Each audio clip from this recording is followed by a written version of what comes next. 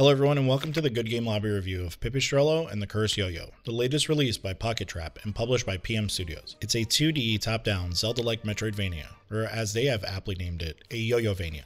Let me share why I think this is one of the best games of the year. But before we begin, make sure to subscribe to the channel so you see more reviews like this.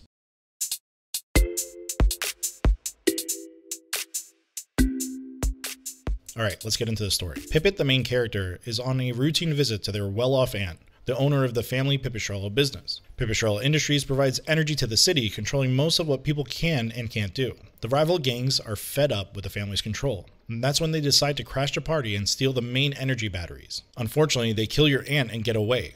But your aunt is smarter than them. She may have lost her body, but her spirit inhabits your trusty Yo-Yo, giving her a chance to live again if you collect all the batteries and restore her physical form. With your aunt by your side, you must fight off the gangs, collect the batteries again, and bring the city back to normalcy. Let's check out the gameplay. The movement and control feel smooth, and the fighting is easy to get the hang of. It only takes a couple of tries to pick up new abilities for your Yo-Yo. It's straightforward to use your Yo-Yo to attack enemies and unlock a parry to throw back projectiles. It's often used to hit against the diagonal sides of walls and will bounce off of them either by you throwing it out or releasing it to fly across the fighting area. This gives you the time to move around enemies while your Yo-Yo does the heavy lifting. Bouncing off walls isn't just for your Yo-Yo. You unlock more abilities as you progress that will let you ride your Yo-Yo, following it as you bounce off walls, ride over water, or sewage in the sewers. And in the late game, you get a wall ride that serves as a sort of final ability to find all the secrets hidden in the world. It's the puzzles you need to solve and time correctly with all these newfound abilities that make this game so much fun. It's constantly pushing you to think beyond what you've used up to that point.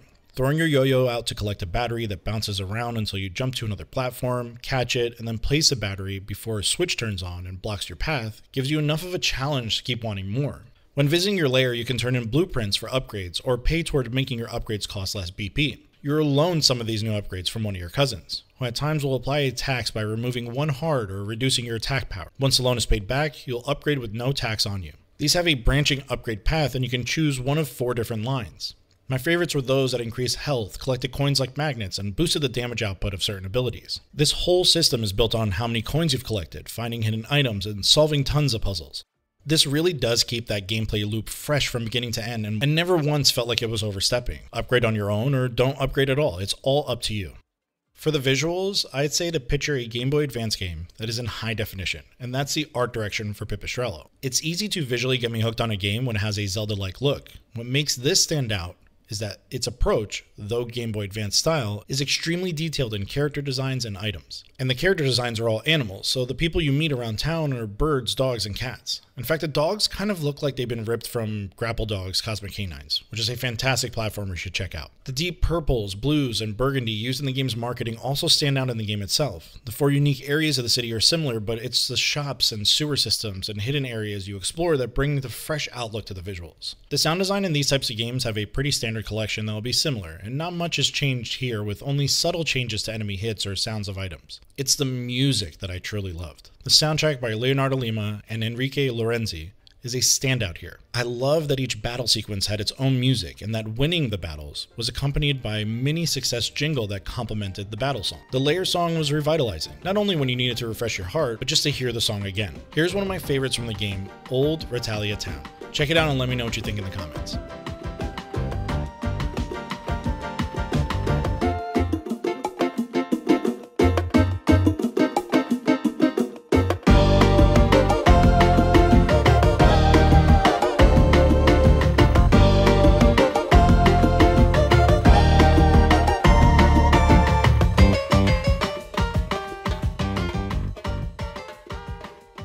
Pipistrello and the Cursed YoYo is one of the best games of 2025 and a must-play for me. The smooth gameplay and progressive unlocks of abilities continually bring a fresh and inventive way to move, battle enemies, and explore the city. The pixel artwork is some of the best you'll see in a game this year, from the detailed character design to the introductions of items and abilities that you unlock. New enemies will push you to your limits, forcing you to master the timing of parrying projectiles and using the aforementioned abilities to keep them at bay. The soundtrack continues to evolve with each new boss battle and shop you discover, all coming together for a truly perfect Yoyo-Vania. It's honestly one for the retro Zelda enthusiast, but I can say that Pipistrello stands on its own and will go down as one of the best top-down games in history. Adding the callbacks for the Yoyo-Vania provides more thoughtful exploration and puzzle solving. The game offers a ton of accessibility features too.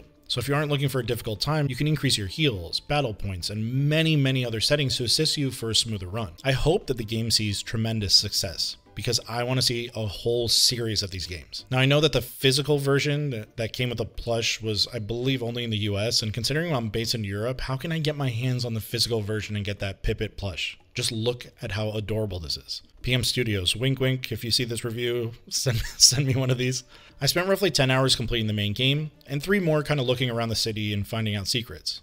And there's plenty more for me to still discover. It's $19.99, and with the length, great story, and fun inventive gameplay loop, it is well worth it for the Zelda and Metroidvania fans alike. The games of the past I harken back to are constantly getting so much love with these new takes on old classics, and I'm all here for it. Also, if you see any other Zelda-likes I haven't reviewed, let me know in the comments, because I think I want to make a list of the top Zelda-likes of all time.